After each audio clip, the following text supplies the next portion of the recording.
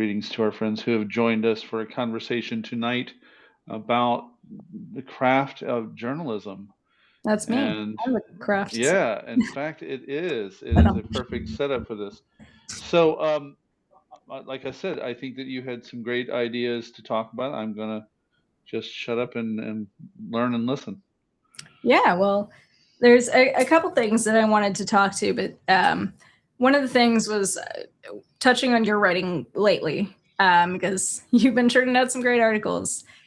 Where we walk the balance as journalists between an art and a science, because Hmm.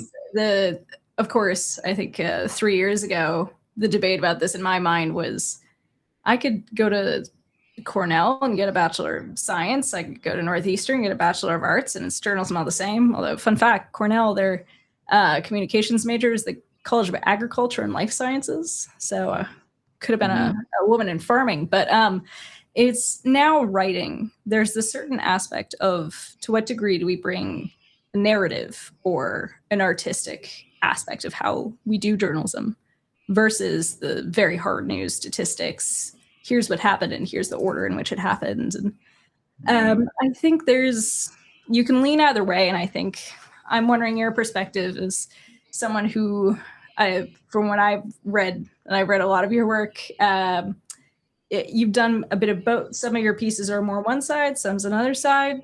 A lot of it walks the line. I want to hear your thoughts on that. Well, I think that there's a couple of things in there to pick apart. One is, what is the purpose of doing journalism? And for me, I think the number one objective in good journalism is to rebalance power that's been taken away from people, the common average citizenry. And part of it is information. So I'll give you an example with an article that's about Trump and Hegseth lying about how weapons, were given to Ukraine and not for America, and Biden bad. Okay, so when the lying all takes place, people can't make informed decisions. And since the information's there, there's a few factors of that that affect Ukrainians that I live with. They affect how people vote, how people perceive the military industrial complex. All these different components come together. And for me as a writer, it almost feels like a bit of lazy side where I get to hit 4 or 5 birds with one stone. And I've been at the topic long enough that I just kind of careen the rock this way, then that way, then that way, boom. And then they do it again the next day. They'll say something else stupid, and again, I get to kind of careen what I'm saying? Like I'm still in the same wheelhouse of how the weapons work, where the votes took place, and it's a grid that we put together 2 years ago, almost precisely 2 years ago, when people that were advocates for Ukraine couldn't stop being incorrect on my generous side and lying on my not so generous side about how the aid was working. So I had to go look it up.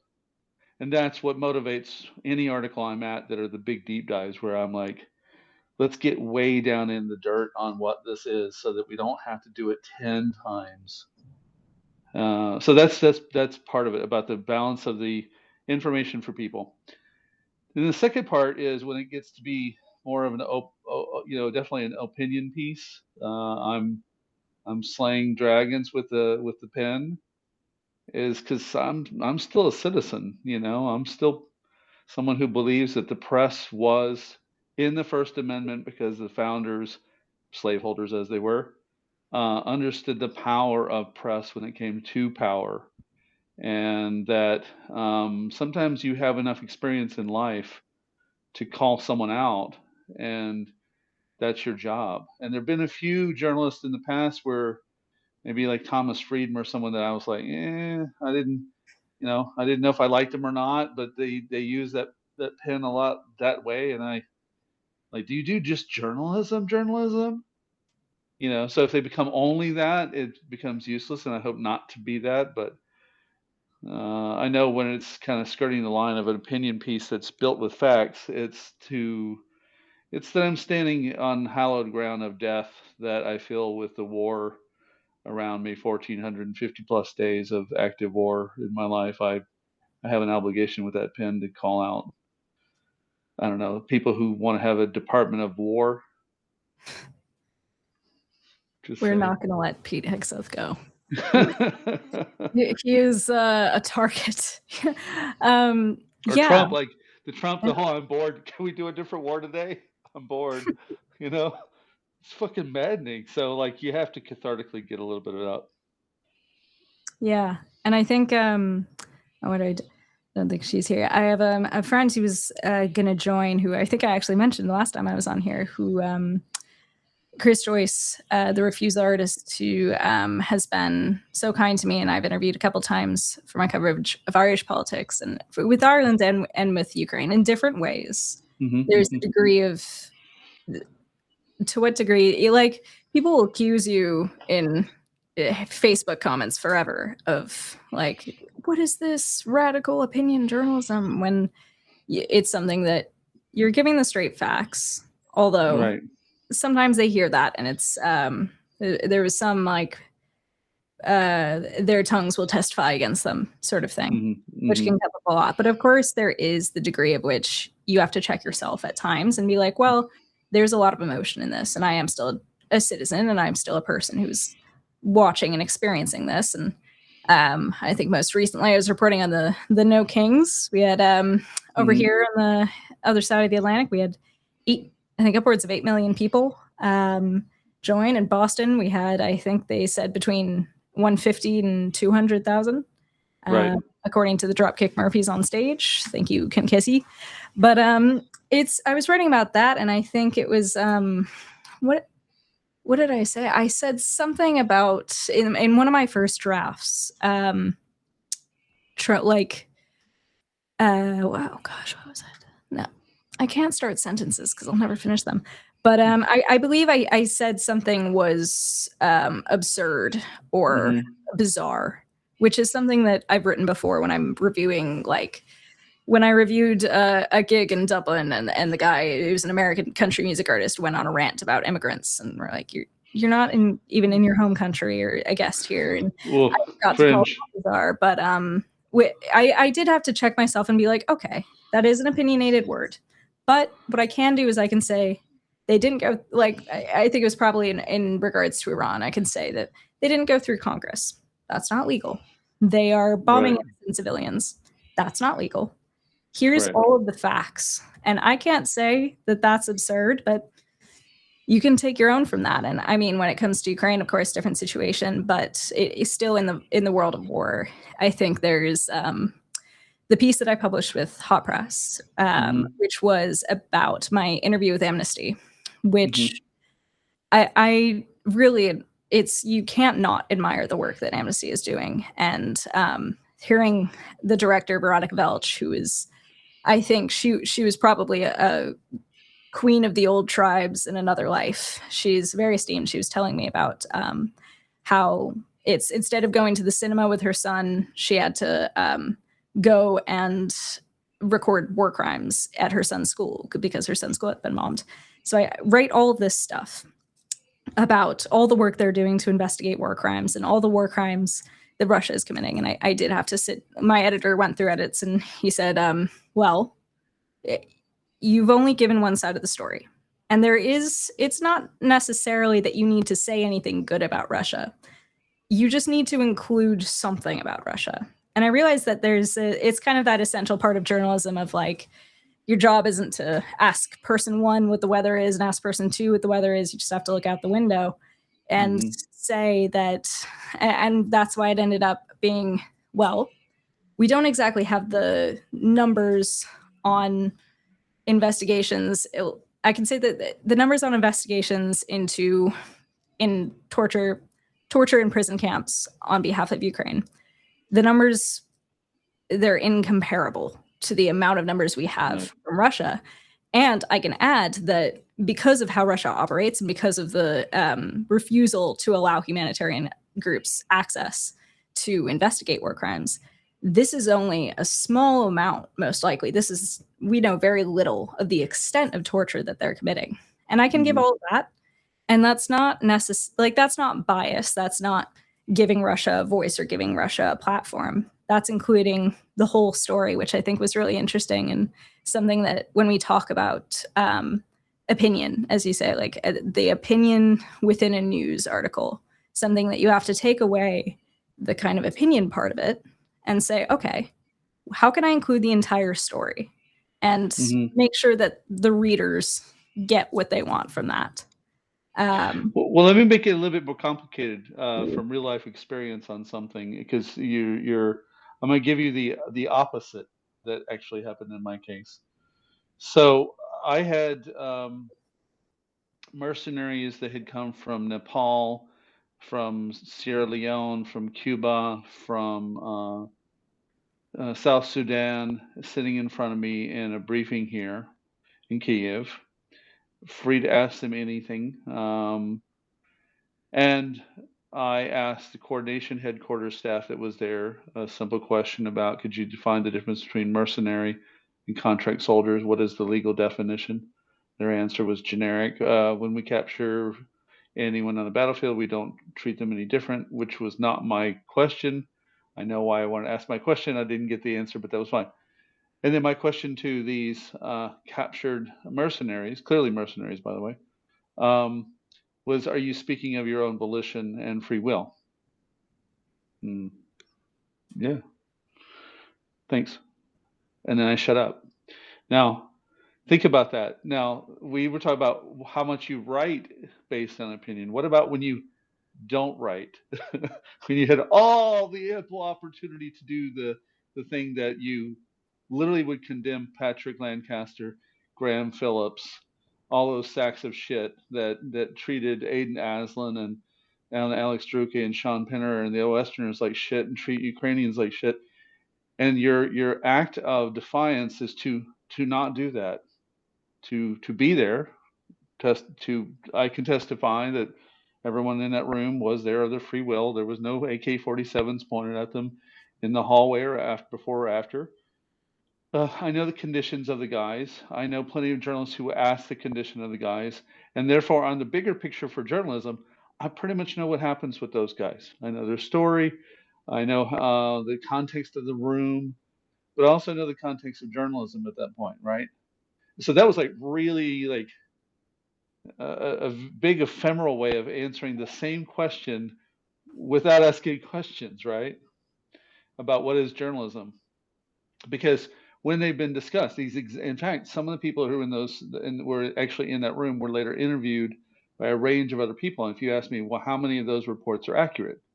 And I would just watch each one of them and go, okay, yeah, that one's good, and I would tell you, because I would be able to tell you the context in which the questions were asked, the room, the journalists, even the captives, And I think that that's what's sort of missing with even the legacy, for lack of a better term, legacy media, is that they're so busy trying to meet a deadline and get that really little soundbite for product level instead of trying to get at information, and having such a deep institutional memory of these particular events that when time passes, they can very accurately and deeply reproduce those events to an interested and needed audience.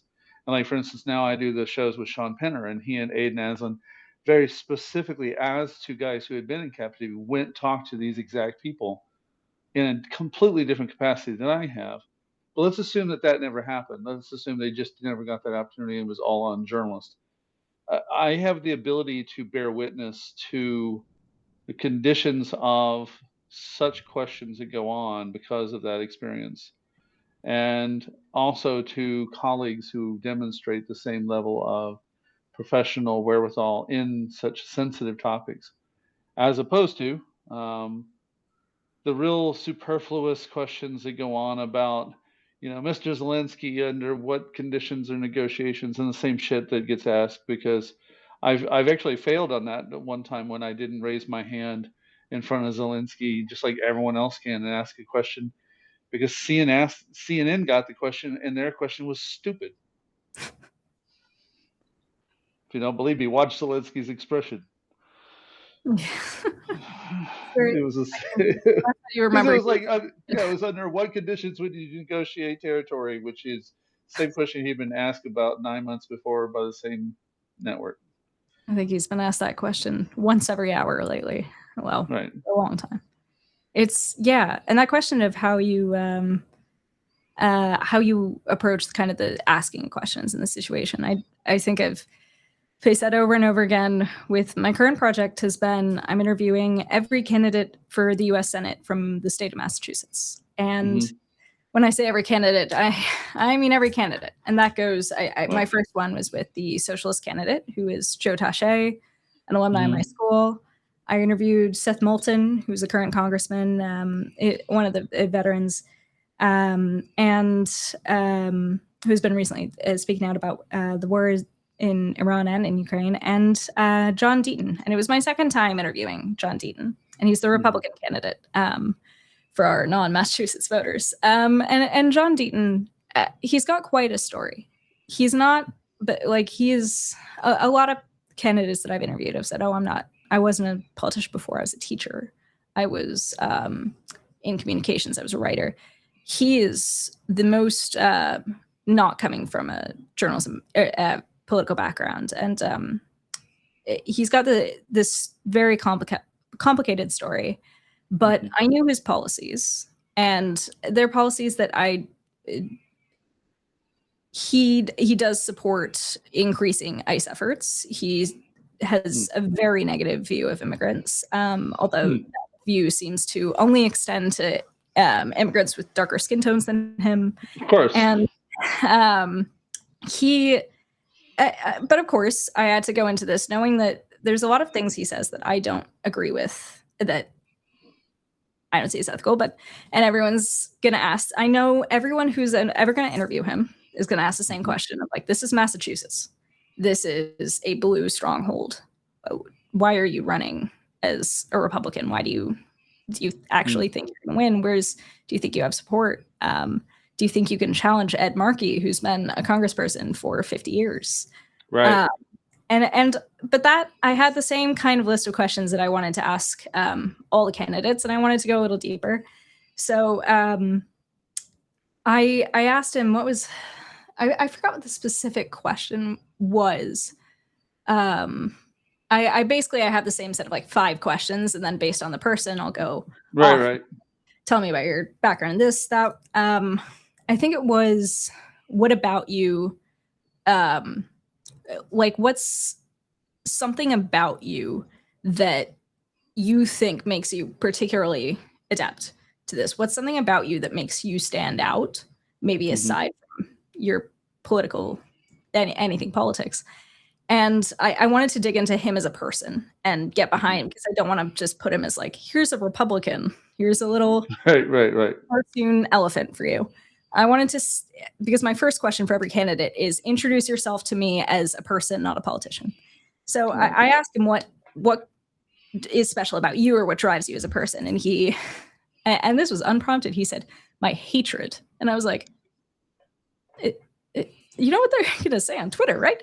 But he goes, my hatred of poverty and my hatred of the systems that keep people in poverty, and my hatred of systems that allow violence in our streets. And I'm like, but it was very interesting to see that emphasis on just the concept of hatred. And that was something that I'm like, okay, maybe this, and I've seen many of his other interviews, this is not something that he usually composes himself in a way that he definitely wants to get the people who are maybe too right to want to vote Democrat, but too traditional to want to go independent. He would get that. Right. And he approaches it but he got very like intense with that conversation about his hatred.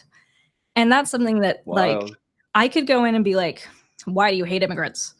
Or I can come in and be like, tell me about your traits and what, like, let me get in your head for a second. And it was really interesting, because I'm like, I really expected him to be a little more like, Adam just said he should have been thrown alone into Mattapan. Yeah. Hey, I go to Mattapan a lot, but yeah, it's really interesting. And then when can you ask those, like, the joke is, and I don't think any of my Irish friends are here, but the joke when I went, there was the Irish premiere for Hamnet. If you haven't seen it, it will make you ugly cry. But they had me on the red carpet interviewing the cast and crew, and they got to, and I was sitting down. I think one of my editors, I think he was more stressed about interviewing Paul Mescal than I was stressed about me interviewing Paul Mescal. And he goes, just don't do what they keep doing with House of Guinness. With every Irish newspaper with an Irish actor will hold up the microphone and say, "Can you split the G? Where's the best pint of Guinness in Dublin? Do you have a favorite pub? You watch the guy?" Like, they'll ask those over and over again. And so there is a role of a journalist in asking the questions that aren't usually going to be asked. I think I did end up asking about his perception of grief, because it's such a movie about grief, and he gave me a very abstract answer. But I think the role of the journalist in asking questions that are going to go a little deeper, not asking, you should ask the questions that everybody's asking, but don't ask the questions that all the other journalists have already asked 100 times. Yeah. And don't ask the questions that are just out of self-interest and out of personal, like. With a lot of people that I'm planning to interview, I actually will pour through and create a digital canon of all their interviews, so that I can think of, like, if there's an inevitable one. I'll use one that's not part of this news stuff that you guys know that I normally do, with my friend El Shankar, South Indian violinist. I've known his music for forever, 30 years, and a lot of interviews. And I literally told him ahead of time, I said, I'm not going to interview about all that stuff. It's been said. You're like, you played with Shakti, right? You did this, you did that. And inevitably what I found was there were a few things said in the interview that I didn't have to ask. I didn't say, so you play with Miles Davis? No, I didn't have to say that. I said a few things, and I said, well, isn't that the beauty of, like, space in the notes when, you're looking for consciousness? Well, when I played with Miles, see, it gets said anyway. When we went to interview Anatoly Harahati, and I said, I don't want to ask him about what the Russians did in torture. You want to hear about Anatoly and Savency and the life that he had before and who he is, to restore the story that should have been. He'll tell us the rest. Sure enough, he told us the rest and some more. And then when you mentioned politicians, there was a guy named Rory Morales that was running against, or planning to run against, the representative that I had in District 29 for years, Gene Green. And he says, he puts out this flyer that says Gene doesn't know his district. So I called up the press office and asked some questions, and he called back. Roy Morales did. And I said, well, I just have a few basic questions because of your flyer. I mean, you said he doesn't know the district, but, who was the number one employer of District 29 up until 1980?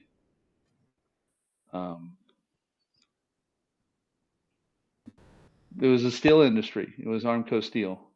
So after that, it's just like lawn policy. And so what happens when the oil jobs change and we have to go to, like, green jobs or some alternative technology? What do you tell to all this labor? Because that's what District 29 is, essentially, is labor market. What do you tell those people? And he didn't have a question there either. But Gene Green did. I knew what Gene's platform was for all of these things, because for all the things I disagree with Gene Green on, I knew he knew the district. He knew the district better than fucking anybody. The guy literally scoured that. That was the one thing about him as a representative that made him so interesting, was let's say there was, like, from my father-in-law, for instance, can't stand him.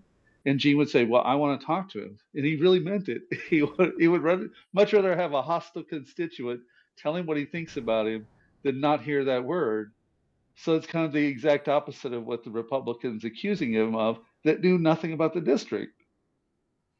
So I didn't really have to have a complicated interview with the guy, because he couldn't get past, like, square one with a simple question on his own flyer. So I wasn't going to ask him what he thought about, like, the future of the ship channel and things that were much more complicated on the list, because he wasn't going to be prepared to answer any of those questions. It was kind of funny. So yeah, I had a conversation the other day that it's like the headline of your fucking flyer, bro. Yeah. We have a question. Yeah. Arkadian Taziki, I believe, a Greek friend. Yes, Greek brother. How difficult is it for Zelensky to give an interview to an independent journalist? You can speak to this more than I was desperately trying to get. I tried to get the first lady, and then I tried to get maybe someone in the cabinet, but I was trying as a 20-year-old intern freelancer. No, it doesn't happen unless there's only one influencer that recently got one, and the optics is all they're looking for. They're looking to see how many faces can they get his voice in front of. They got the career ladder guy. Do you know the career ladder guy? Yeah. Yeah, they got him. They got the other one then. But also, like in the case of now, for instance, can like someone in my position be at a press conference and ask questions? Yes. You take your job serious, get your stuff done, and get your press badge, and make sure you filed, and you'll be in the room more than once, and you can always raise your sign up. And actually, I don't know if we talked about this in our previous show, but I learned a very valuable lesson being an independent journalist because of a POW mom who politely chewed me out for not doing the right thing that day. But at the August 24th, 2020, or 27th, 2024 press conference, I didn't raise the sign up with Natzik Media on it to ask a question of Zelensky like everyone else could have. I didn't see myself in the same, name recognition as BBC or CNN or Ukrainska Pravda. And I took my photos, made my notes, and I left. And when I posted a photo of Zelensky, one of my better photos, no less, I immediately got a response from POW mom, and whose son is home from captivity now, by the way. You were there in front of my president, and you didn't ask about my son. Lesson learned, and we had a good talk afterwards. She totally understood where I was coming from with it, but that's the point, is that you're given a press badge, you get an access, you do your best to raise your hand like everyone else, and you ask your question. If you have a question. If you don't have a question, then shut up. But if you do, or you have a responsibility, then raise your hand like everyone else. Take the shot. You can always be told no. Yeah. I think a lesson I've learned in journalism lately is if you can just start, if you really know your stuff, you work hard, you keep putting stuff out, and you you force your way into the room, you keep your foot in the door.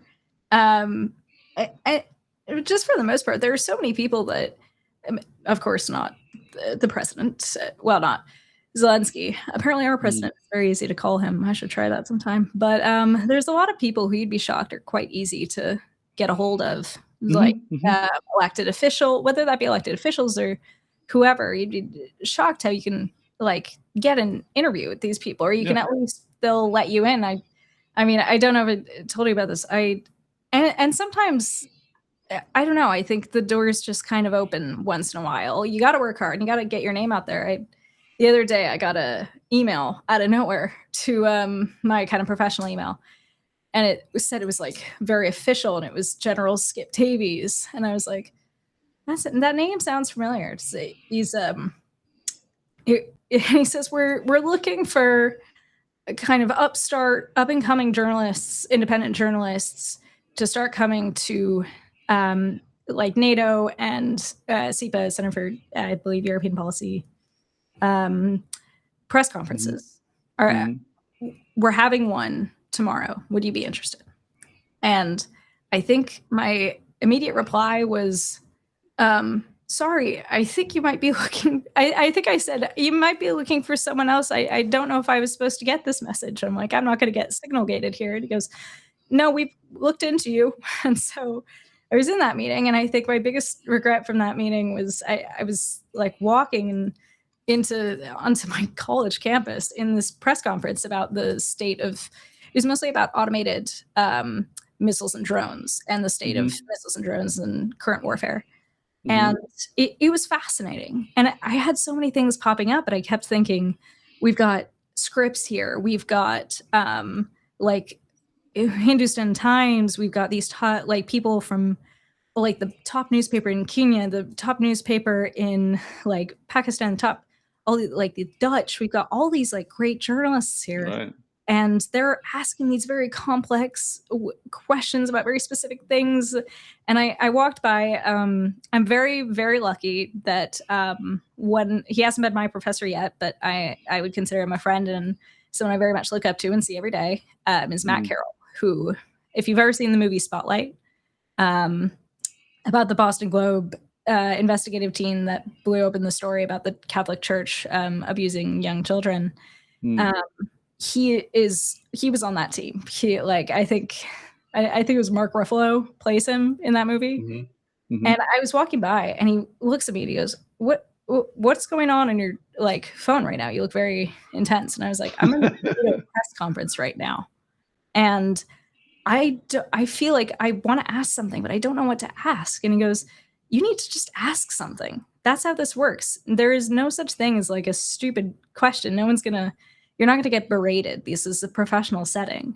You can ask a simple question, might be the best question. People might be I wanted to ask about the role of new American private companies that we have.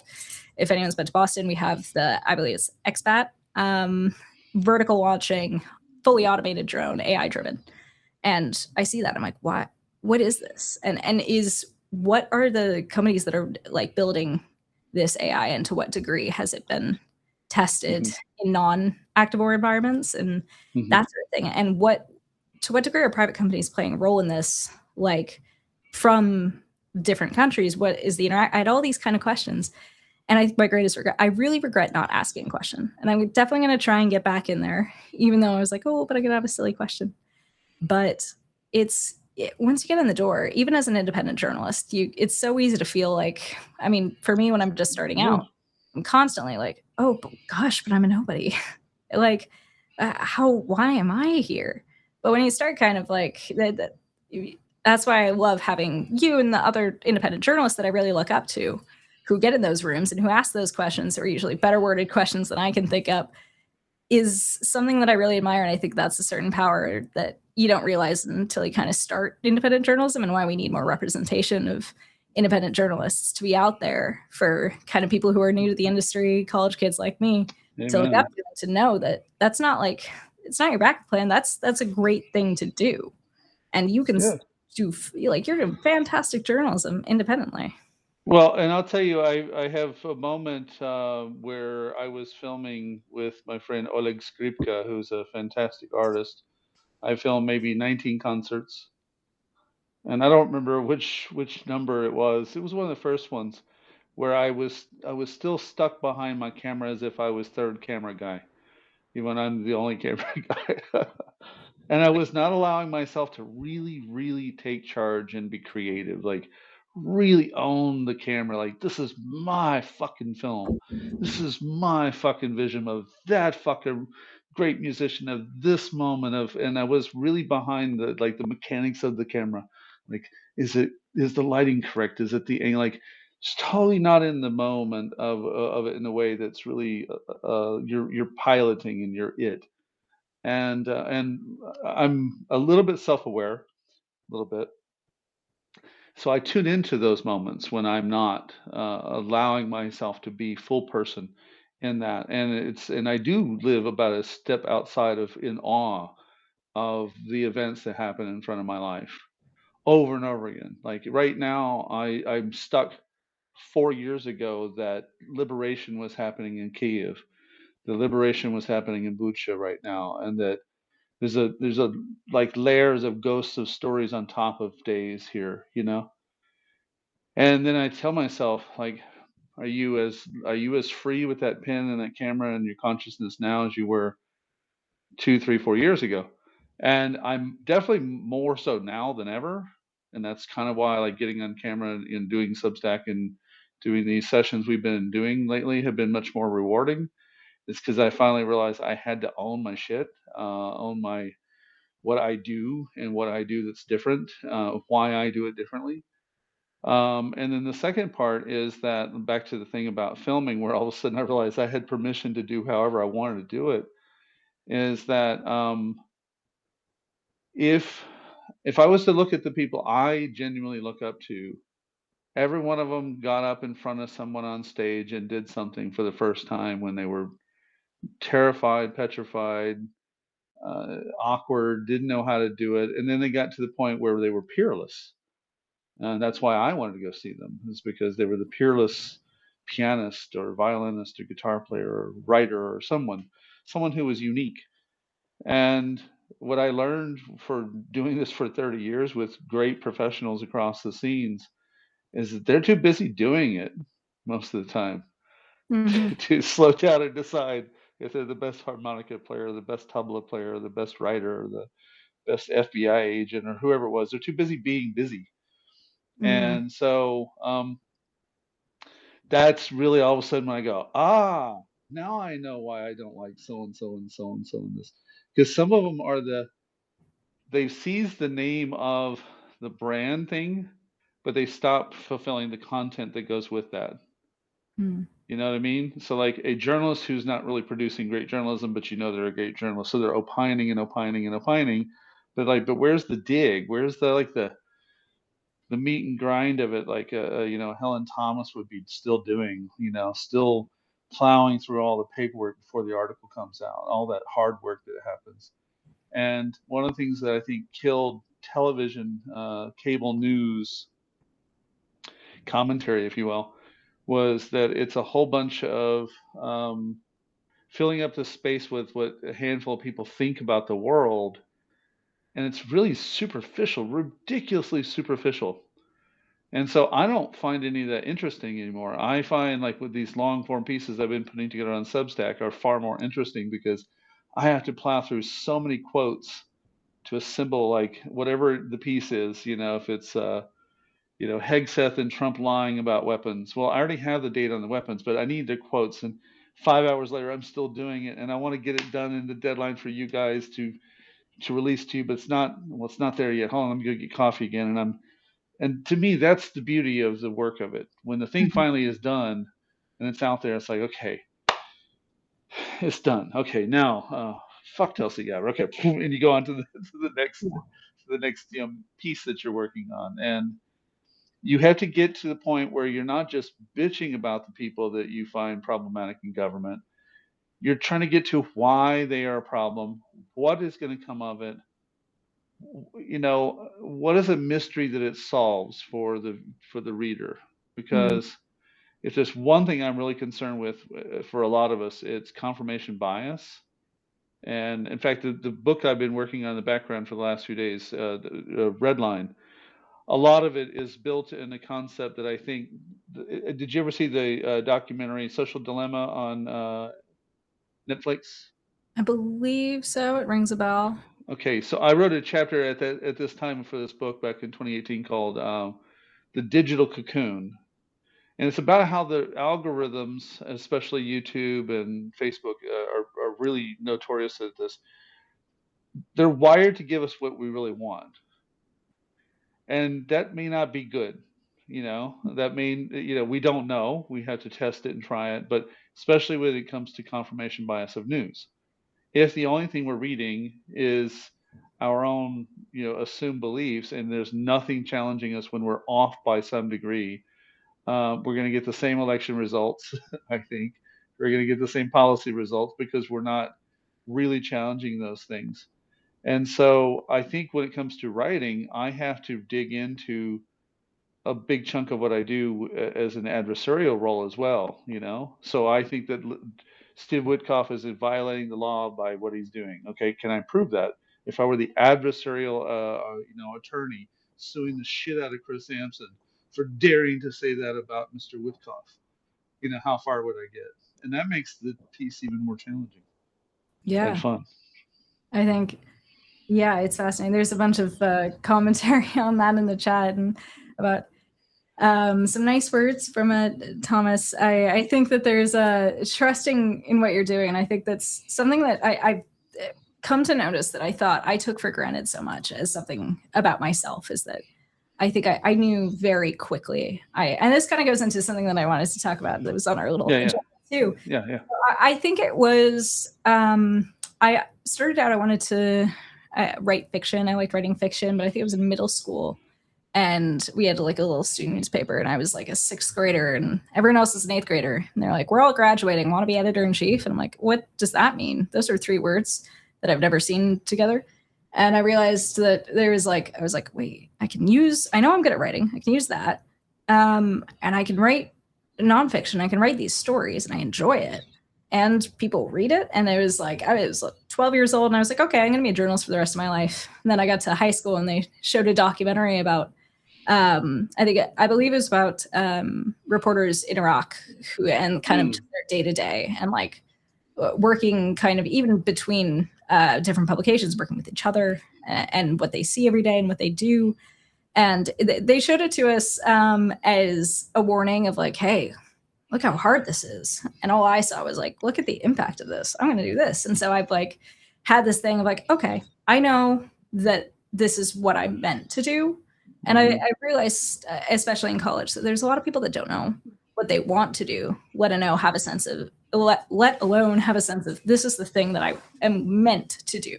This is what I am here to do. And there's more I'm going to get into, but what my train of thought keeps disappearing. I think there's a degree of pushing through, and I think we talked about this earlier. There's so many times, especially in kind of this industry where you are pitching constantly and you're trying to put things out there that they can get rejected, whether it be the comments that I got on my Instagram from the story I did about Ukraine that some are understandable, some are I don't agree with, that I'll put you down. You won't get positions. You won't get this. You won't get that. And having that kind of drive of like truth and that being at the core of things is very essential. And this was a conversation to answer at Kiki PS what I'm working on lately. I can do a brief of what I'm working on lately. So I have one more interview with my series of Q&As with candidates for the Senate from Massachusetts. And I've got a project I'm working on that has really excited me. As I met, I think I've known her for 10 days, but I met an amazing journalist who she wanted to be an astrophysicist. And then she reported in Palestine. She was in Palestine and she realized, she's like, I need to tell stories. This is what I'm meant to do. And having that drive suddenly and realizing that you're committed to that. So we're collaborating. We're going to do some big interviews with people on the ground. We're going to try and connect with people who are on the ground in Lebanon, Lebanese people, and we're trying to get in contact with people who have left Iran, because there is they're not a monolith. And from my report on Iran so far, there's been a kind of a vast disconnect. There's so many different opinions. You can't say this one idea is what Iranians want. This is what Iranians think. Right. It is, it's not just, it's not even binary. It is so broad, the scope of things. And we're trying right now because the people who are experiencing it firsthand, and this has always been kind of my drive in journalism and why I do what I do. I saw him again recently. I think I mentioned this at the last one. I went and reported, I think it must have been the 3rd anniversary of full-scale invasion. There was a rally for it in Boston. And there's I was going around, I was reporting for, of course, my college newspaper, and there was someone said, oh, that guy, he's a college professor. And I was like, college newspaper, college professor. And I go up to interview him. And he stops me. And I'm saying like, hi, I'm Chloe. I'm with my student newspaper. And he stops me. He goes, okay, I will talk to you, but I want you to go find a Ukrainian, speak to a Ukrainian first, get their perspective. Then you can come back to me and I'll give you a quote if you still want it, but go talk to a Ukrainian first. And that has been my approach to journalism ever since, is talking to the people who are directly affected, you can talk to the expert source is of course important, but talk to the people that are directly affected. So that's what we're doing right now with the situation in the Middle East and in the Gulf states. Pretty much right. Yeah, and I'm doing some investigation. If you've heard about the flock camera situation, it's come out. I believe it was a Chris Jordan. It's if you Google flock camera, there's the recent reports about it. It's basically these surveillance cameras that are used across America. That turns out you can go in and it's pretty much a Netflix for creeps. You can see all of that I don't want to scare people, but there was one that was in this kind of video report that I first learned about it from, that was pointed at a children's playground in Marin County. And a lot of people in here will know my connection to Marin County. And so right now I'm doing an examination of that, and I'm doing a kind of in part an investigation of if you ever heard of the company Garda World. Most people haven't heard of it, but most people have heard of Palantir.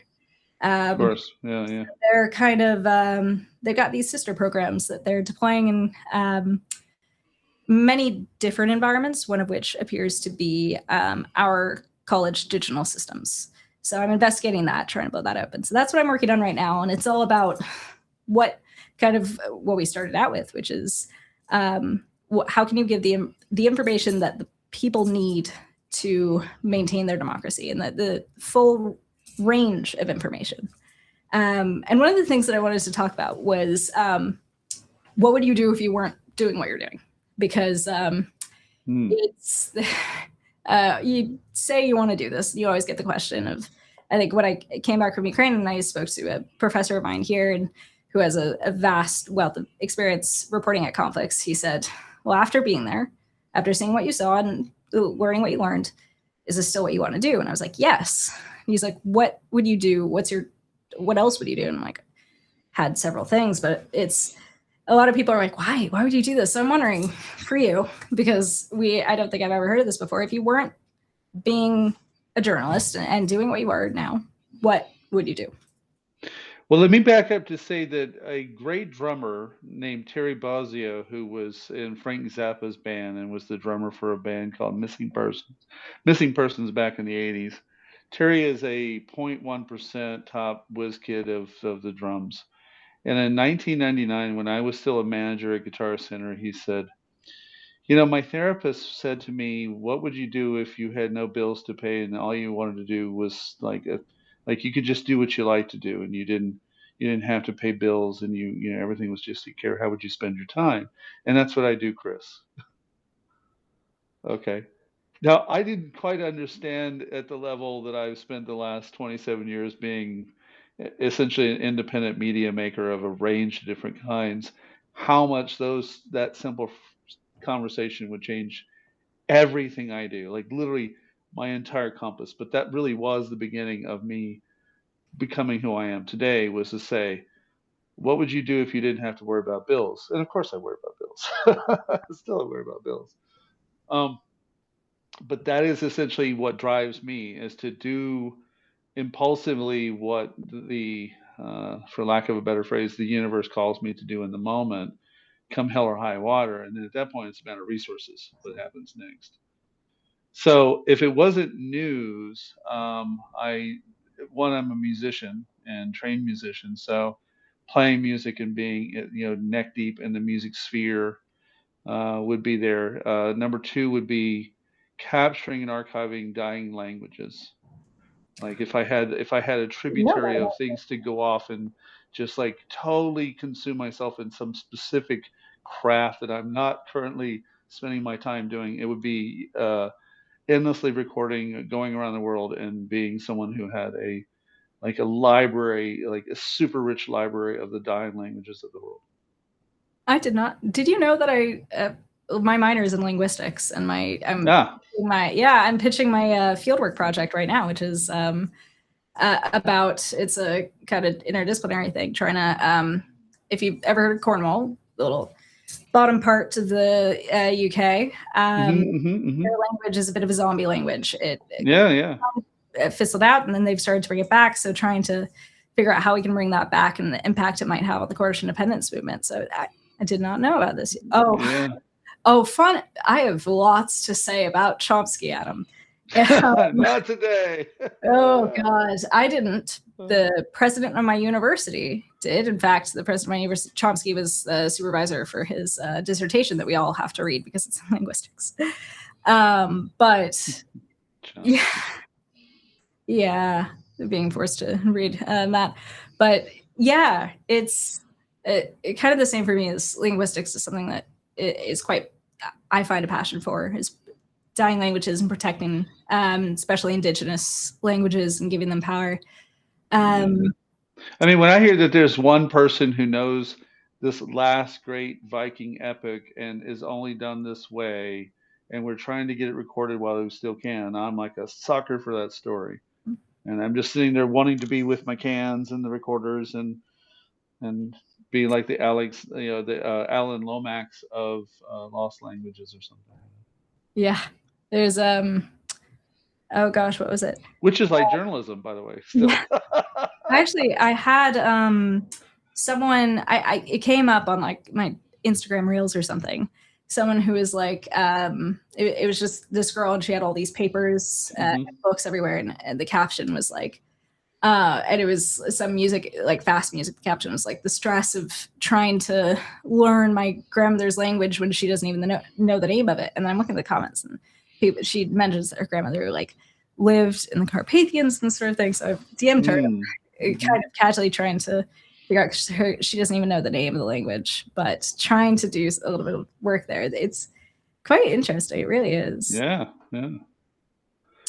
So, but part of it's, and back to the general idea of I think why you asked that is that then what is it that causes me to put all of that aside to do this work? Because I will say it's been a bit of contention between me and people over the last 4 years. People who assume a friendship, and I'm okay with the assumption of a friendship. A lot of times it is a friendship, but sometimes things change. And they run into a side of me where what is in front of me is far more important than what I want to be doing by impulse. Like I want to go, to the International Bagpipe Festival in Strakonic, Czechia, where my ancestral family's from. Okay. But when is it? August 24th. Yep, not going anywhere. Sorry, that's Independence Day here. You see, like that's the wiring. So there's a lot of things like that where what I want to do in one category, if there was no war, is a whole different, list than the one that is required by virtue of people needing, an accurate voice on certain topics that I already cover. Times where I have a little voice inside that says, "Oh, don't go today. You can work on this or work on that," and then I have a sergeant inside that says, "Get off your ass, get out the door, go down the street, get on the metro, go to the media center, do the briefing. The briefing will be over, then you can come home," only to find out that was the best choice I made all day.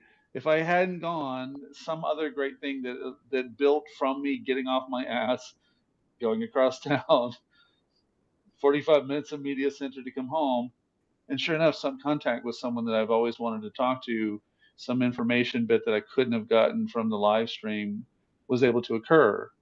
And I say that because that's the work part of journalism that some people don't get. I've had attacks here in town that required me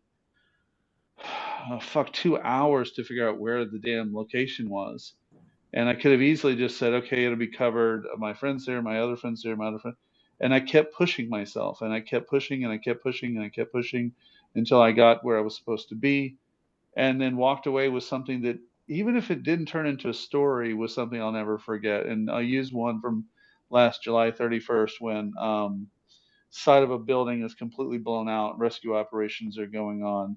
Total of 31 people killed, and we were at about 16 in the body count at the time I was standing there. And as I was there was a young man. I could just feel his whole energy kind of like shivering a bit, and not because it was cold, but because of the shock. And I just kind of leaned against him and put my arm around him, and he kind of leaned back. Good to have someone to lean on. And Italian press came by and wanted to interview him. Is it okay to interview him? So, I know, like, who am I? I'm a journalist in between, but I wasn't being a journalist when he was leaning against me. I'm just being a neighbor. I'm being a friend, And хочешь сказать по interview? Так? Okay, yeah, he'll interview. And I just shut up and stepped out of the way and let them interview. My point is that if I had gone home at some point of that impulse, if I chose a different way of doing it, like not allowing myself to be in what's going on, right? to really take it completely in. And I've seen journalists who I really respect, I'm not going to insult them, be like, I mean, I don't know how to, like a machine, coming in, getting it done, noting it down, jumping in the vehicle, being gone, comes out in print, perfectly accurate, I should say. But what was lost by not taking a little bit more time, like I said about the way that in this particular case, I'd already been there. I'd already taken it. It wasn't on the most direct area of town to easily come and go from.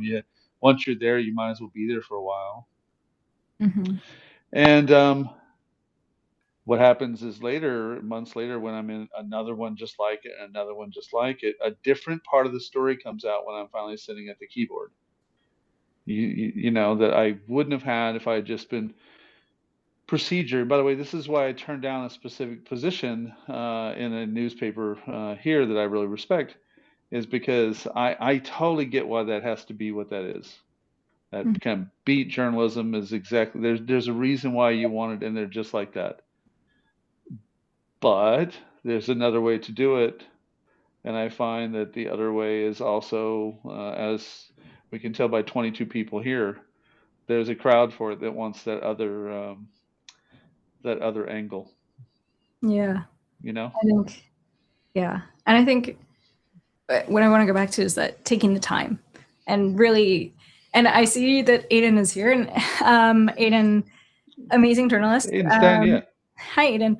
And Aiden saw me at the No Kings, and I think Aiden, I told you about this, but I was not having a good day. I'll say that. I was really not having a good day the day of No Kings. Yeah. For a minute, I considered not going, and I was like, well, I've got a team of journalists relying on me, so I've got to go. And I had to take some time to step away, but I really considered just going. I'm like, oh, go, I'll get them their press passes, I'll set them all up, I'll take a few pictures, I'll go home. And then I was like, okay, I'm here for a reason. And maybe I don't want to just go and have my interview this organization, this organization, this organization. The reporters that are kind of, I was being kind of an editor. The ones that are reporting to me, they've got that. And I ended up I kind of had to leave for a second, collect myself, came back, and I saw this guy with a Cuban flag. And he was just kind of talking, and I ended up I was like, hey, this is the only Cuban flag I've seen, and I've been hearing a lot about Cuba. I'm wondering if we could just talk. And we ended up talking for a long time, and he starts opening up and is saying all this stuff. He's from El Salvador, and he's a doctor. And back in the day, he used to take in all of these patients from Cuba, and they'd be so worried, and they'd be scared. And he was like, I put this aside, humanity, just be human here. And he was saying as a doctor that at times he had these situations where he knows plenty of other doctors who would it's just checking off a list, seeing all your patients. What are your symptoms? Okay, here's your prescription, go. And he would take the time to be like, okay, tell me about this. And you'd find out they'd have these heart conditions, and they'd have these conditions caused by stress that he only got through, was able to address that from listening. And it really reminded me of the conversation I had in Kharkiv. And there was even, I almost didn't go to Kharkiv. When I was in Kyiv, I at the time I hadn't scheduled, I didn't, the one interview I had scheduled fell through. So when I was on my trip, I was planning on going there 2 days. I had a hotel booked. I was worried, and I knew that it was it's not like Kyiv, it's different. There's the sirens are going for most of the day, that sort of thing. And I considered not going, and I was like, well, there's a story to be told there, and I'm here. I've come to this country to tell a story, and I'm going to go there. And I ended up doing a few interviews, and the most powerful I had was with a woman named Yulia. And if you are, so many people around the world who are active advocating for Ukraine on Instagram, on social media, know Yulia Abramenko. She is so powerful. She's a mother. She's a volunteer. And she said, I have this kid, Nazari, and he's 10 years old. And he's raising money to buy a car for his dad's brigade. And for him to interview you, and it's going to be published very soon. But and now I think he bought the car. He's raising money for something else now, I believe. But we had this interview, and she ends up translating for me. Because the kid Nazari, he's speaking in Ukrainian. My Ukrainian is not strong enough, so she was translating for me. And I'm trying to be like, I'm like, oh gosh, I don't know if I should get into, like, he's 10.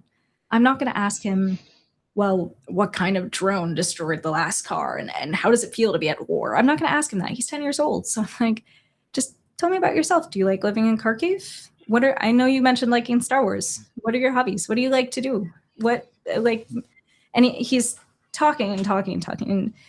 And her voice like breaks a little as she's translating it, and she, like, I asked him, it turns out he's from Kupiansk, and he's telling the story and he's smiling in the very kid way. Kids are always, everything's right. I'm like, they're always smiling.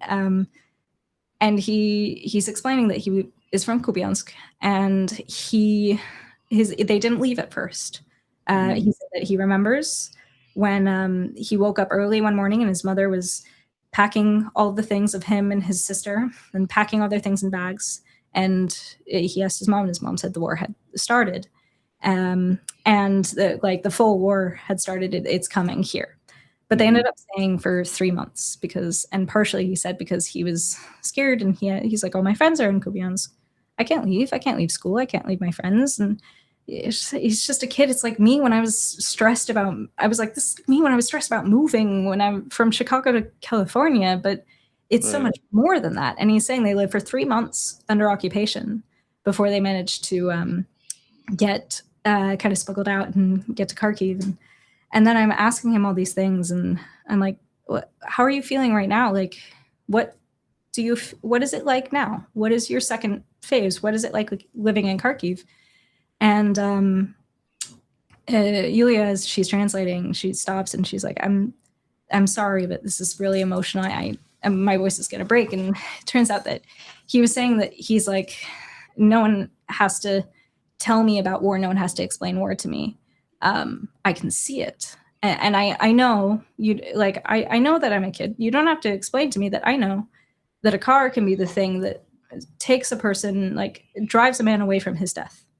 And I want all these things. And I want my father to drive away from his death. And when the last car that they had was destroyed, the commander, who was like an uncle to him, died. And he was like, oh, he was saying in the present tense that the commander, he was so funny. He always made me smile about stuff. And I'm hearing this, and I'm like, you is sitting there. And that's part of why I think I prefer to do interviews in person, is sitting next to him and hearing that emotion is very different. And I ended up, the story that's going to come out, my kind of context writing for it, aside from the quotes, is writing about this little boy and how he's smiling and how he's just kind of being a kid as he's talking to me.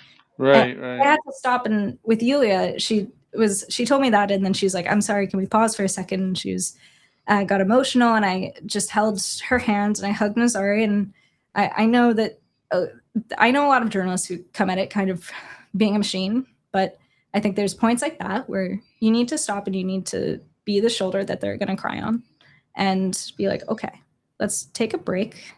Let's look at each other. Let's breathe together. And that led to me interviewing Yulia and hearing her story and hearing about how she has a 6-year-old daughter, and how the story that I'm actually turning into, I'm going to have this podcast for a class about motherhood under war.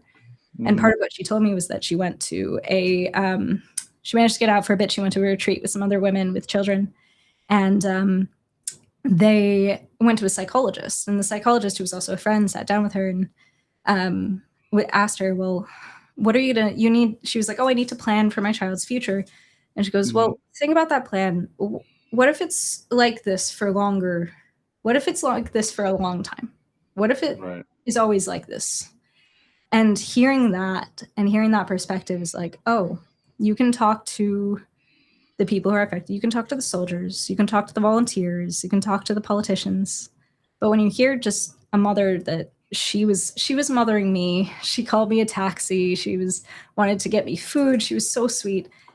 And to hear that, and you have to include that, and you have to kind of take that perspective and be okay with being open to emotion and taking it slow. And even like it's always going to be worth it to slow down, look around and feel it, and to be like, okay, the sirens in Kharkiv sound different from the sirens in Kyiv. Even that little detail means a lot once you've been there and you're like, this feels different. The mist over Kharkiv, this feels like, that's right. You can have that feeling that you're about 50 miles from the front. Like, and you can speak to these people and it's very different. Their perspectives are different from people in Lviv. Sitting down, not being scared to talk to the group of 18 to 24-year-old boys on the train from Lviv to Poland and hearing their perspectives about why they don't want to serve. And versus the, I think I keep telling over and over again the story of the priest on the train from Kharkiv, the cross country, who said, I'm going to tell you something that no one else is going to tell you, which is that in Kharkiv, the war made us better because they're coming so often. The attacks are coming so often that when we go above ground and when we are able to work, we do our jobs to the highest degree. We work hard and we come together as a community, which was really interesting. And I wouldn't have known that if I was not willing to slow down and try talking to people and try being like, okay, let's chat honestly. And that conversation wasn't that was not a journalistic conversation. That was just a person-to-person conversation, which I think can be even more valuable than the interviews you do. Well, I even had times where I was told, put the press badge away. This kind of conversation is going to be better without it. Mm-hmm. You know, a couple of years ago, and it was a commander of an artillery unit that, sure enough, I mean, at first he was in the corner very much to himself, barely looking over our direction at all. We were there to deliver a vehicle, and I was, essentially in tag to be able to interview people along the way. And sure enough, within, I don't know, 10, 15 minutes, I mean, he was really opening up about the frustrations of fighting with limited amount of resources and, how they would get around the problem, mostly attitude, behavior adjustment, if you will. Um, but then similarly, having times where especially this is why I work the way I do, pretty much nearly entire only with Ukrainians, is that there may be a time where the impulse to ask a question like, this is a Moscow Patriarchy Church that was hit, shouldn't we ask how they feel about that with Russia, because seems to be that would be a big deal. And my Ukrainian friend says, no, let me ask the questions the way I think it should work as they're being open with us today. And maybe that will just come out. Let's see. Okay. And sure enough, exactly the instinct was correct. The questions were asked straightforward. What are we here for today? What happened? Who do you serve, etc. And then at some point was the condemnation of the attack on the church.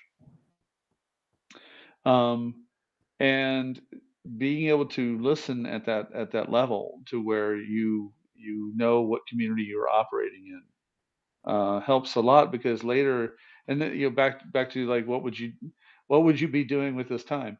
Part of why I do journalism is I'm obsessed with getting to the truth of the big lies in front of us that have affected so many people to be killed here. Like discussions of extremism, the discussions of prohibiting the Christian church when I have never seen more churches. I mean, it is a very Christian country. It's a very religious country compared to what I'm used to coming from the Bible Belt of Texas, no less. Um, and it's done in a way that I can respect being someone who's leery of religion in general. I study religions as a kind of a distance thing.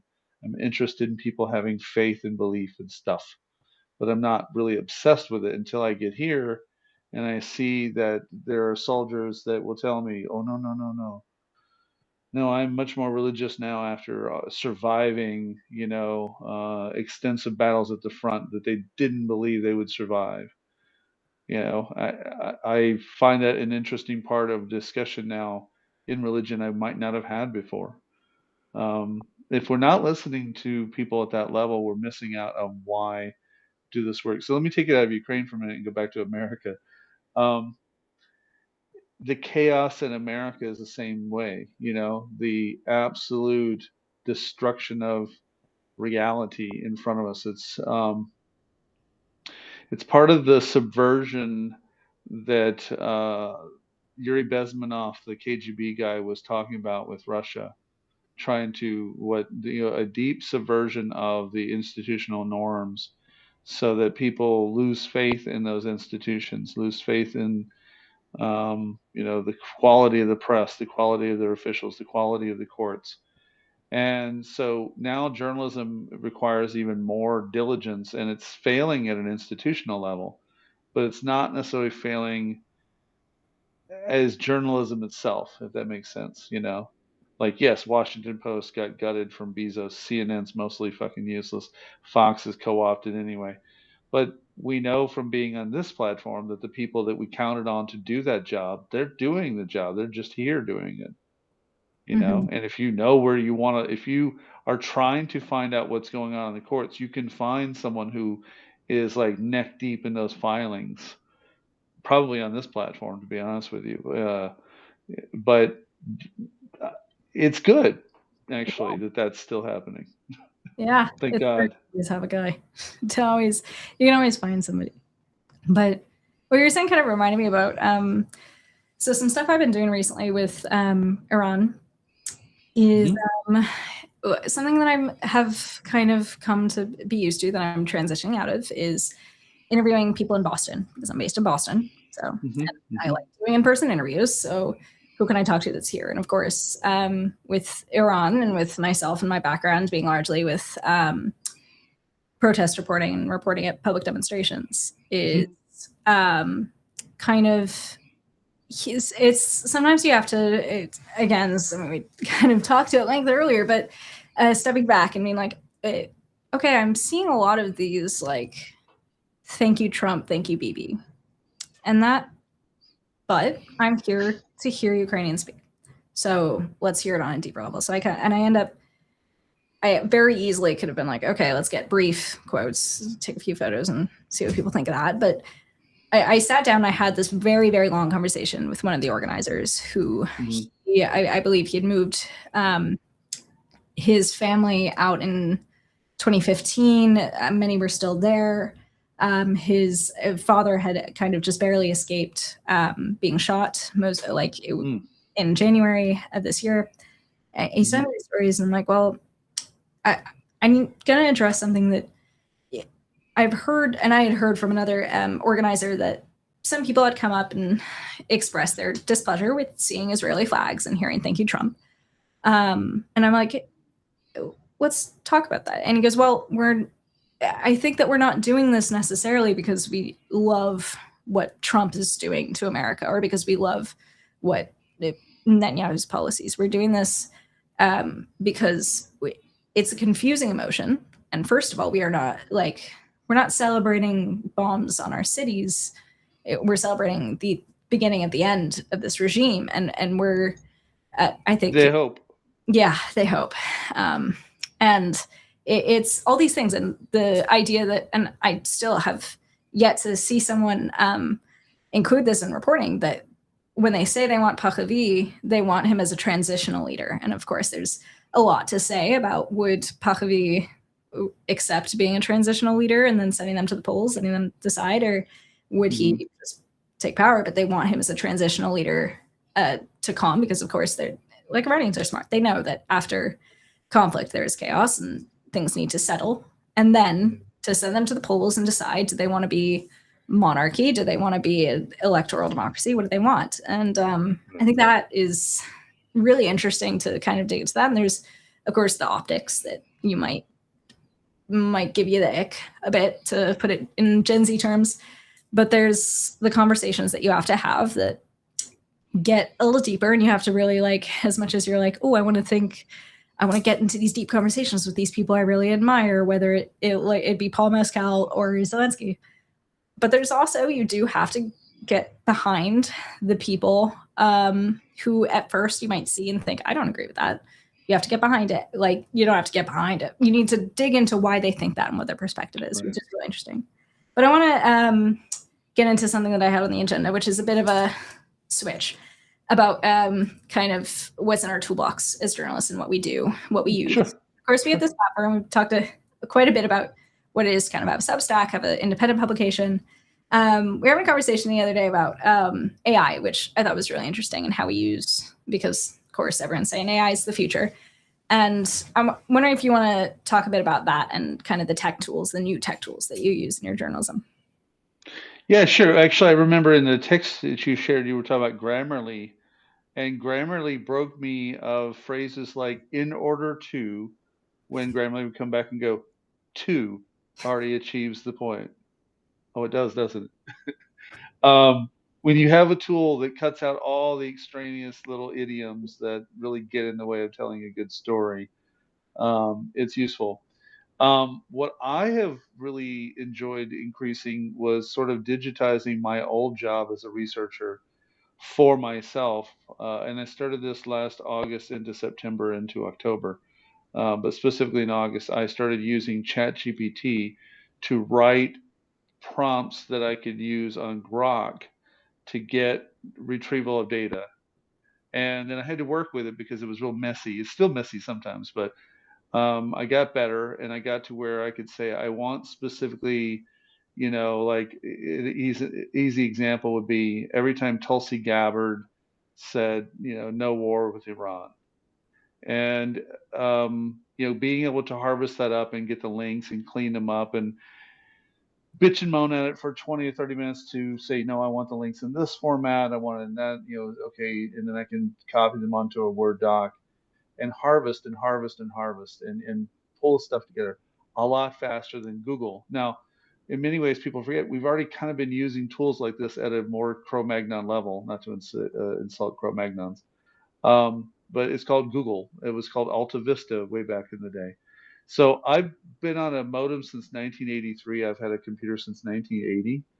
I have watched query tools evolve forever on the internet. And now the difference is, like someone said this the other day when we were having a space here, this chat, and someone, garbage in, garbage out.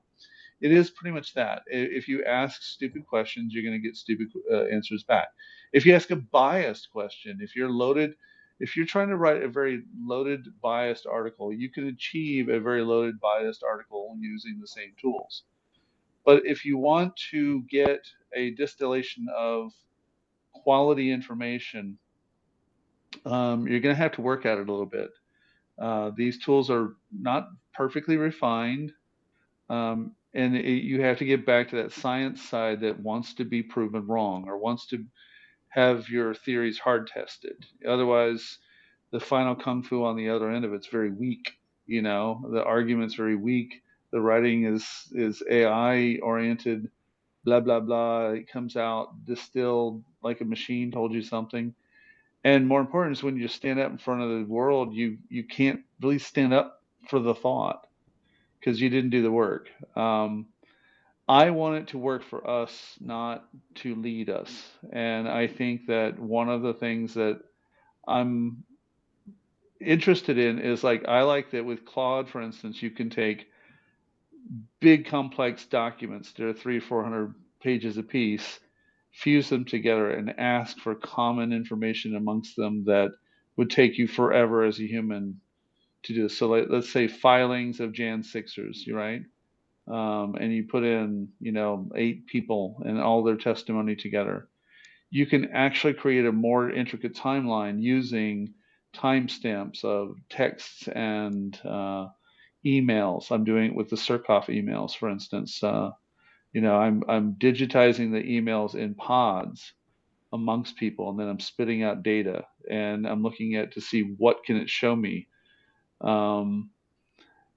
But it's a bit of a test. It's like playing in a science lab. You don't want to go put your foot on it. As I think of it, like quality work until you've hard tested where it's bulletproof. And that's why the articles that come out ultimately are, it's stuff that we've already been writing about, but what's the new fact of the day? I'll give you the best examples. How Trump can't make up his mind what this war is about with Iran. That's the easy part. The hard part is keeping track of all the bullshittery that comes out so fast with the bullshit machine that you have to have basically a footnote machine. You just sit down. For me, my favorite is Word. I don't know if y'all remember Microsoft Word, but it's a really high tech program. Oof. And I still use it. Actually, I still use Microsoft Word all the time. Right click for references, last name, first name, publication title, date, and then stamp next and keep doing it. But with AI, I can actually take those later and I can fuse work that I've already done in Word doc with something else and say, wait a minute, didn't I already write a piece on Robert Fico? Yes, I did. I have pieces on Fico. I have pieces on Orban that date back to 2018. So I can take some of those things and say, give me an information stopgap on, on a file that I stopped writing on in, say, 2021 when I got here. And I can update a lot of information in between, and it can even sort the kind of incoming sources on those and speed up my research process. Now, again, you want to be really, really careful so it doesn't give you false positives and, leaves out stuff that contradicts your prevailing ideas. And that's where you just have to show like structural discipline about what you do. Yeah. And I think I see how you operate, and you operate in a very specific way that I know works very well for you. And so that approach I know is like very efficient for you, and you produce great work that you can tell that there's so much research behind it. And I've been doing this for a pretty good amount of time. And I think I don't know if it's my like book-based upbringing, I could say, or my like tree hugging capability. Right.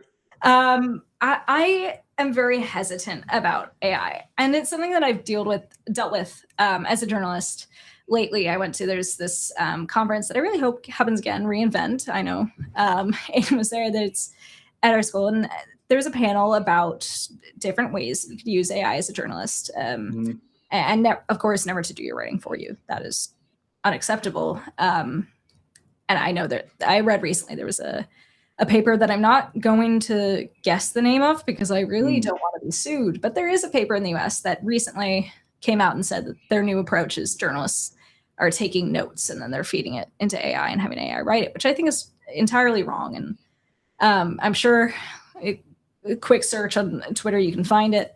But I think my approach has been very, and I know that it keeps me, what keeps me doing my research and how I approach my research. And I just saw my dad is back, so maybe I won't say exactly what I was going to say, but a lot of late nights and a lot of right. Like it just documents upon documents that will crash my computer over and over again. Exactly. And I think that there are ways to use it as a tool, not to like, we never do, and I'm not saying that you do this. As journalists, as a body of journalists, we shouldn't make it do our work for us, but it can be a tool to help. And the extent I've used it very sparsely, and I think it's been like in the research project I'm doing right now, I'm basically kind of reinventing how to predict a recession, which has been a whole lot of numbers and a whole lot of Excel sheets and a whole lot of very big files in my downloads folder. And sometimes I'm like, okay, I've got all of this, like I've got real GDP going, which goes back to 74. And I've got industrial production going back to 1921. And I've got, I don't know, industry and manufacturing trade, and that going back to 2007. I want to match up all these dates, and I can have like a list of dates, and I'll be like, oh, God, fine, God, I've got 10 minutes before this is due. Can you just move all of these dates a year later, please? And that's something that I'll be like, okay, I'll let that happen. And I think that my real hesitancy, I've got like, I'm not even going to try and lift up my bag right now. It's been so heavy because I'm big on notebooks. I'm very big on notebooks. I've got stacks on stacks of notebooks. Yeah, that's the same here, right? Yes, and I'm kicking myself. I didn't bring the one that I got to I got this notebook to plan for Ukraine, and it's ended up being kind of my like everyday go-to notebook. I have notes and everything. The issue is, and this is a problem that I don't think AI can fix this for me, but I am sure there's maybe a better way to do this, is what I like to tell people is that I write in shorthand.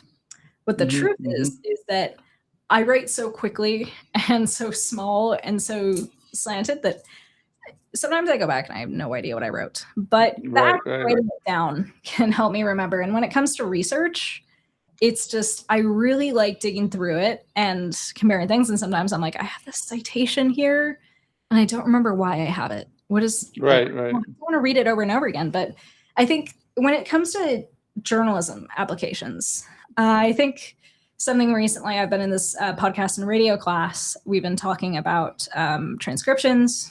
And back when I was at Coxon on a rowing team, my coach gave me the great advice of transcribing what I say during a race, which I did by hand, which took ages. And then I know that Microsoft Word can do some, but when you have multiple people in an interview, especially, I don't know if you ever used Otter. I'm sure somebody in this chat has probably used Otter. That recently went from otter.com to otter.ai, which they have kind of been using AI. And what it does is like it can take this big recording, you put the recording in, and it figures out how many speakers, what the different speakers are. You can put in names for all the speakers. And what's quite useful is it'll do like a little chapter kind of summary and have like, okay, here's the keywords for this section, this section, this section. Right. Which is incredibly helpful. Like most recently, I've been doing some interviews about, I'm doing some analysis work about China, and I'll have like 4 Chinese international students sitting down with me, and we're like jumping from job market to Taiwan to this, to that, to this, to that. And having that kind of all out and be like, okay, this was a 2-hour interview. And when did we say that one thing about how like speak to a professor about politics? I can find it, which is very helpful. But there's also, I do report a lot about immigration. And so when it comes to that, I have a hard drive that I keep separate. I don't put it into Otter. There are some things that I think I am a bit paranoid to a degree of like, sometimes I see something really funny on Instagram and I like it and then I unlike it because I'm like, oh God, what if they see it? What if Big Brother sees it? And what if Big Brother sees it and gets mad at me? And I know that I'm a bit paranoid to a degree, but I think that I might be comfortable using AI more in 5 to 10 years, I think, because there is a development stage. But also I talk to my professors and to other journalists who say, oh, well, everyone was, the way we talk about AI now is the way we talked about Google. Like, it's the way we talked about Quora or any of that. And I think it's an interesting question. And it's an interesting thing to tackle of like, I think there should be an ethics about it. I think that just with everything else, there should be definitely a discussion of ethics and where the line is and how much work it does. For instance, I still, like I said, I find vulnerabilities in the retrieval of data that I'm in area I already know fairly well. I'm just trying to speed up the process so I can find errors. Well, what if I didn't understand the errors I was seeing? And I just went with them because they felt good or they achieved some emotional state for me that I was winning the argument or whatever it is that motivates some people, right? So in my case, it's a matter of, again, I'm sticking to lanes I'm familiar with. And that's where I'm already seeing, maybe not as much now because I'm used to using the tools the way I need them. But, again, back in October when I was yelling at the machine quite a bit, like, this is not how this works. How do you not know the difference between this person and this person? This is night and day. And I was very frustrated. And part of the frustration was, and this is how I feel about a lot of tech tools, if I know how the machine works and I'm getting these results, how does a person who does not know how the machine works, who's going to get whatever result comes out, how do they fathom through the same equation? Because that's often where my stress comes in, is that I do pretty much know how the machine works. And 1989, I was writing assembly language, which is basically before there's an operating system. So um, what I do think can happen with it, though, is that it can synthesize a lot of data that can, in the right hands, write kind of like basically the equivalent of intelligence reports. You can I'll give you an example with the Oath Keepers stuff, all the Proud Boys and Oath Keepers conspiracies with January 6th, or like I said about the Surkov emails I'm reading. If the computer can remember the various participants in the dialogues, and then as actions take place that to you and I would just pass our sensory, the computer would say, but no, that person was copied on this email on this date, and whereas you and I would not gather the connection, a computer can be programmed to look for these detections. And this actually happened with the Surkov emails. And for our viewers who don't know about this, Vladislav Surkov used to be known as the Great Cardinal for the Kremlin, and he was involved 12 years ago in a lot of the hybrid warfare here in Ukraine to try to separate Luhansk and Donetsk and Odessa. And in going through these emails, there's a problem with, and you know this from journalism, there's a problem with what we call the shiny thing, the thing that focuses our attention on it, and it's waterboarding or it's hacking or whatever the story is that we're so caught in on. Well, I will jump in real quick and say that reporting about the Epstein files has been a whole lot of that. Exactly. Filled with the shiny thing objects. And so what happens is I'm feeding all these emails in, trying to, one, just process them into a catalog. I'm not even trying to really analyze them just yet. I'm just trying to get them logged in. There's 2,000 of these emails, right? And I did determine there's about 1,000 plus of them that are mostly like copy paste that I don't have to deal with as fast as the others. But the other ones, I have to deal with them to figure out who the players are. And at some point, I started getting available metadata about these emails back and forth that started telling other parts of the story that a human being really would have missed if not digitizing these. And so I'm obsessed with finishing the digitization because already there's some stories in there that, a meeting in November 2013 that included Yanukovych basically getting the nod to turn to Russia is laughed about in an email that just is titled "Ha ha ha ha ha," and that's it. In July 2014, why? Because the person who's receiving the mail back then, or later on, is laughing about, remember we did this over here. And yet, if you just looked at a trench of emails, you wouldn't know why there was a ha ha ha ha ha email, because you got all this other stuff that's meaty and filled with data, and you get this one stupid email and you just pass it on. But when you start harvesting all of them and you start doing kind of an analytical look at what every one of them are saying and why it's in there, people don't just randomly write emails like that. Eventually you will find out there's a lot more data, inside data, that with the right tools you can get even deeper journalism. Than using your normal skill set. And I'll finish by this from a scientific point of view. A lot of our world that we live in and we understand are learned through augmented means that were far beyond our capability. You and I cannot see ultraviolet, and we cannot hear ultrasonic sounds. We have to use tools to do those things. So same thing, obviously in those cases, there's only so many ethical boundaries and limits of journalism using ultraviolet light. But as you can tell, if we think of it more as an augmentation to good ethical behavior, then I think we get a better result in the end if we do it just right. Yeah, I know we are nearing the end, but I'm wondering if we can finish up on some recent events, if we want to go over that and chat. I know there's been I'm getting, if I look down, I'm getting Reuters updates. Anything even here, the latest is sources say US Army Chief of Staff asked to step down by Hegseth, and that's right after Pam Bondi is out. Less related. You're fired. Has been a hilarious thing to cover, but yeah, Pam Bondi out. That's interesting.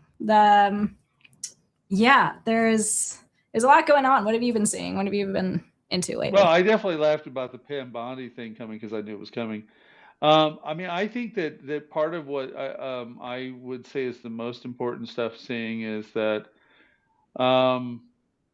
Trump personally getting shot down at the Supreme Court is good. Like literally so interested, he had to physically show up to lose, and that's important. And then, of course, the waffling around the Straits of Hormuz and what to do with Iran is exactly why I keep harping on the story of the Sun Tzu angle of the idiot king who was told not to start a war.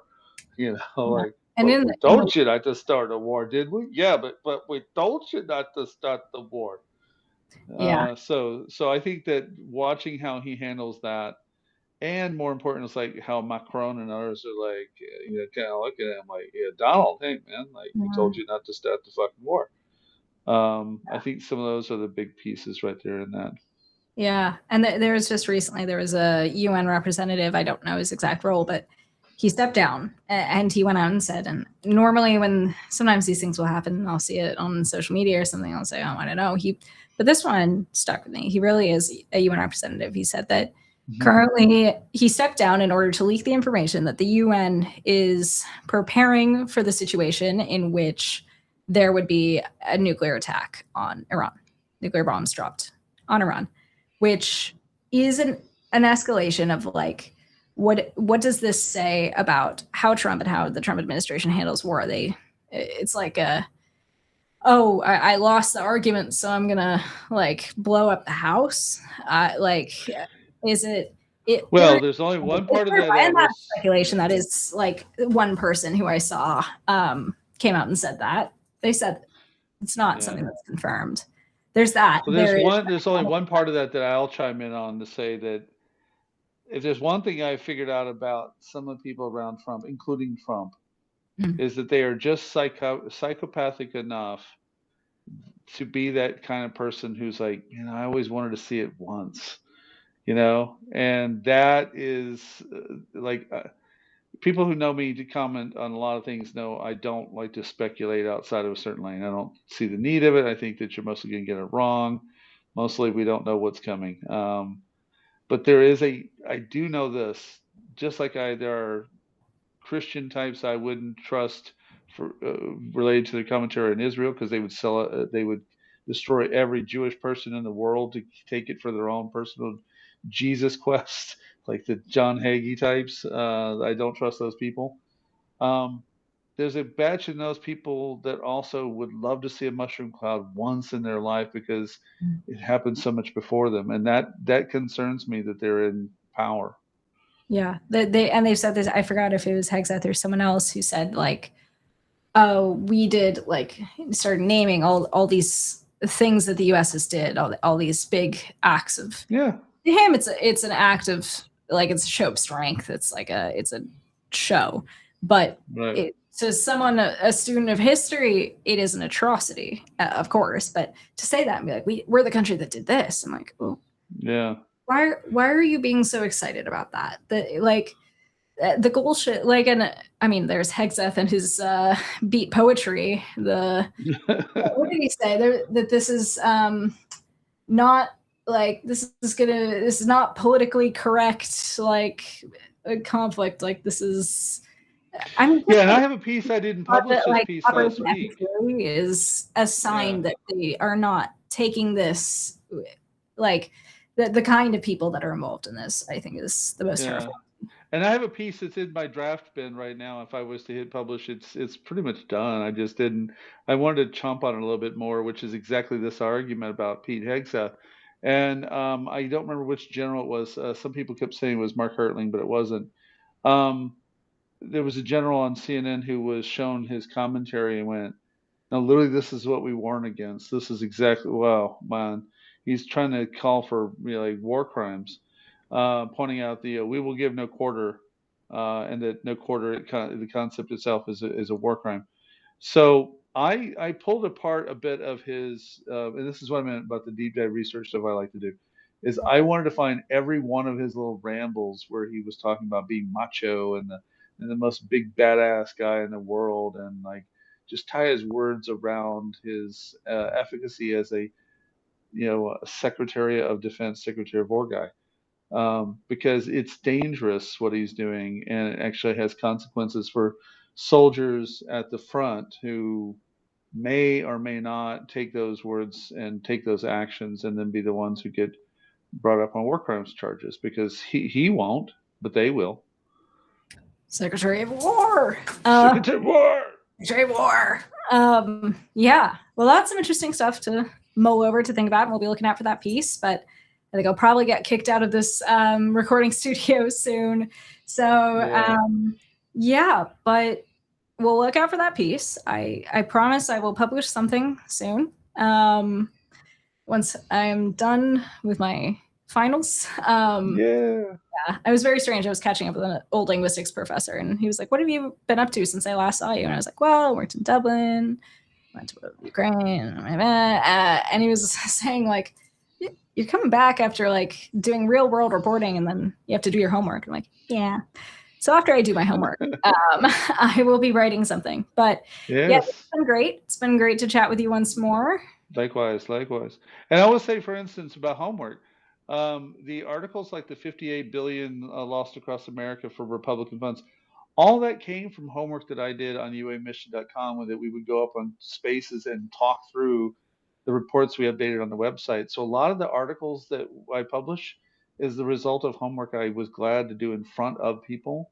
Some of the viewers here that are used to seeing me on Twitter and Spaces know that was, we were obsessed with, we'd come up and talk about the latest release of air defense missiles or where they're made. And, to turn around and put it into an article is just a form of doing your homework. And, digging into the data and having some fun with it at the same time. I say fun. It's not really fun, but getting it done and getting it clearly out there for the people to see and appreciate and do some good with it is worthwhile. So I appreciate that. And then for you, thank you for keeping conversation going on journalism itself, because I think that we should talk about journalism, what it does, why we do it, what people want from it, and how we do it even better. Yeah, it's always great chatting with you, and I think it's a very important conversation to have, especially now and in the current climate, both of the issues within the industry and with public trust or the lack thereof. You got it. Those in conversation, but yeah. And we will see everyone tomorrow night with Sean Pinner at 9 p.m. Kiev time. And, what was that? 3 p.m. East Coast time. Something like that. I guess something like that. Yeah. See you all soon. See ya. Героям слава і пиздець Російської Федерації.